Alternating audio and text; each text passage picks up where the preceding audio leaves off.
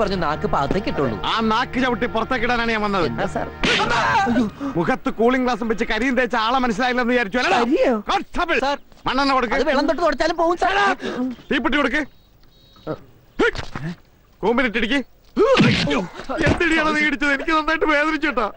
സാറല്ലേ ഇടിക്കാൻ പറഞ്ഞു. നീ എന്താടാ പറഞ്ഞത്? MG റോഡിൽ കുനിച്ചേർത്തിട്ട്? ഓഹോ, അതെ, എക്സ്ക്യൂസ് മീ, ഈ MG റോഡ് എന്നുള്ളതൊന്ന് അഡ്ജസ്റ്റ് ചെയ്യണം. ഹൈക്കോടതി ജംഗ്ഷനിൽ കുഴപ്പമൊന്നുമില്ല. കുനിച്ചീർത്തി കൂമ്പിലിട്ടിടിച്ചിട്ട് പിന്നെന്താണ് പറഞ്ഞത്? പൊന്നു സാറേ, ഞാൻ ഒന്നും പറഞ്ഞില്ല. പറഞ്ഞു ഉണ്ണി മറന്നുപോയതാ. കുനിച്ചീർത്തി കൂമ്പിലടിച്ചിട്ട് ബാക്കിൽ മണ്ണെണ്ണ വെച്ചിട്ട് തിരി എവിടെ ഇടൂന്ന് പറഞ്ഞു. അത് ഞാൻ മറന്നുപോയി. എവിടെ ഇടുന്ന് പറഞ്ഞത്? വായിൽ ഓർമ്മയുണ്ട്. കത്തിക്കടാ, ഒഴിച്ച് കത്തിക്കടാ.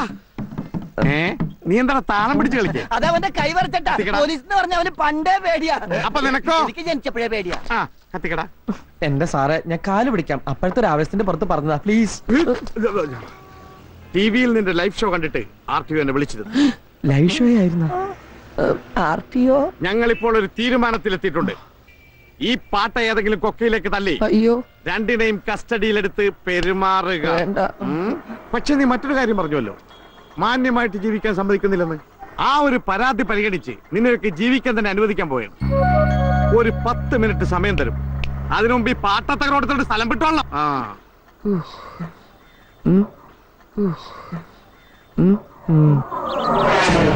രക്ഷപ്പെട്ടു. വീരപ്പൻ കുറിപ്പിന്റെ സ്റ്റേഷൻ അതിർത്തിയിൽ നിന്ന് വളരെ ദൂരെ ആയതുകൊണ്ട് ഇനി അയാൾക്ക് മഷിയിട്ട് നോക്കിയാൽ പോലും നമ്മളെ കണ്ടുപിടിക്കാൻ പറ്റില്ല. എത്ര നേരം വേണമെങ്കിലും സ്വസ്ഥമായിട്ട് ഇവിടെ ഇരിക്കാം. അങ്ങനെ ഇപ്പൊ സ്വസ്ഥമായിട്ട് ഇരിക്കണ്ട. നീ പോയി കഴിക്കാൻ എന്തെങ്കിലും വാങ്ങിച്ചുണ്ടോ? എനിക്ക് വല്ലാതെ വിശക്കുന്നുണ്ട്. എന്നാ നീയും കൂടി വാ, നമുക്ക് ഒരുമിച്ച് പോയാൽ തട്ടുകടയിൽ എന്തെങ്കിലും കഴിക്കാം. ഏയ്, ഞാനില്ല.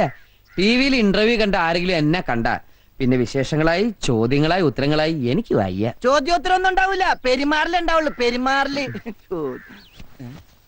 എന്താടാ? പേഴ്സ് ഞാൻ നിന്റെ തന്ന. എന്റെ കയ്യിൽ പേഴ്സാ? നീയാ? പേഴ്സ് കാണുന്നില്ല. തമാശ കളിക്കല്ലേ? അമ്മച്ചിയാണ് തമാശ കളിച്ചല്ല, പേഴ്സ് കാണുന്നില്ല. അതിനൊരു വഴിയുണ്ട്. ഇങ്ങനെ വന്നേ, അവിടെ ഇരുന്നേ, അവിടെ ഇരി. നമ്മുടെ വണ്ടി. എന്റെ വണ്ടി? നിന്റെ വണ്ടിയിൽ. എന്റെ അമ്മോ, നിന്റെ വണ്ടിയിലെ നിന്റെ അച്ഛന്റെ ഫോട്ടോയിൽ കോർത്തിട്ടിരിക്കുന്ന ആ സ്വർണ്ണ പതക്കില്ലേ, ഞാൻ ഇന്നാളെ കയ്യിൽ വെച്ച് തൂക്കി നോക്കി. 1 പവനോളം തൂക്കം ഉറപ്പായിട്ടുണ്ട്. അതിന് കാശ് കിട്ടുമ്പോ തിരിച്ചെടുക്കാം. വിൽക്കണ്ട, പണയം വെച്ചാ മതി. 2000 കുറയാതെ കിട്ടും. ഇപ്പൊ പറഞ്ഞിരിക്കട്ടെ, ഇനി ഇത് ആവർത്തിച്ചണ്ടല്ലേ 2 കഷ്ണാക്കി കളഞ്ഞ. 2 കഷ്ണാക്കി 1000 വെച്ചല്ലേ കിട്ടുള്ളൂ. പിന്നെ അത് വിളക്കി ചേർക്കാൻ കാശ് വേറെയും വേണ്ടേ? നിന്നെ കഷ്ണാക്കുന്ന് പറഞ്ഞേ. അച്ഛന് പ്രസിഡന്റ് എന്ന് കിട്ടിയ പതക്ക. പട്ടിണി കിടന്ന് ചത്താലും ഞാനിത് വിൽക്കില്ല.